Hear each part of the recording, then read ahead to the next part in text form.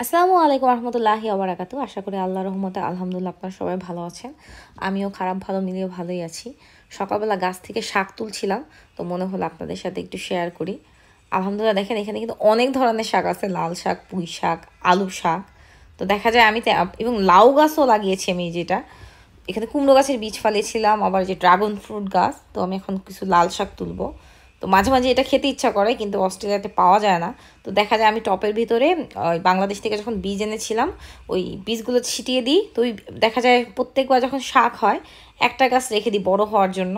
তো এই একটা গাছ বড় হয়ে আবার বীজ তৈরি হয়, সেই বীজটাকে আমি আবার বপন করি এবং আবার গাছ হয়, সেখান থেকে শাক খাই এবং একটা গাছ থেকে আবার বীজগুলো ছিটিয়ে দিই। তো এ থেকে এক মুঠ দুমুঠ যা হয় দেখা যায় আমাদের দুজনের একবেলা হয়ে যায়।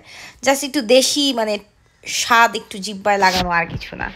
তো এভাবে দেখা যায় শাকগুলো খুব মাশাল্লাহ ভালো হয় এবং আল্লাহর রহমতে আল্লাহর কত বরকত। আমি গাছে কিন্তু তেমন কোনো ফার্টিলাইজার ইউজ করি না, জাস্ট ওই যে মাটি কিনে এনেছিলাম, প্রতিটা টপের ভিতর মাটি দিয়ে দিয়েছি। তো মাঝে মধ্যে দেখা যায় যে তরকারি তরকারি কাটলে যে ছোকলা বা খোসা থাকে ওগুলো একটু গাছের গোড়ায় দিয়ে দিই। এই যে পুঁই শাক হয়েছে, পুঁই শাকের বীজও সেম এরকমই, একবার একটা ডাল লাগিয়েছিলাম, ওটা থেকেই আমি বীজ তৈরি করি আর মাঝে মাঝে ছিটিয়ে দিই, সেটা থেকে আবার নতুন নতুন চারা হয়, এই যে বীজ হয়েছে।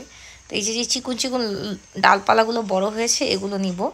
তো যেহেতু শাকের পরিমাণটা কম, আমি করব এখানে পুঁই শাক, ওই আলু শাক, লাল শাক সব একসাথে মিক্স করে রান্না করব। মানে রিজিক আল্লাহ যাকে রিজিক দেন বলে একটা কথা আছে না, মাশাল্লাহ কি সুন্দর। মানে এটা দিয়ে আজকে আমাদের একবেলা হয়ে যাবে।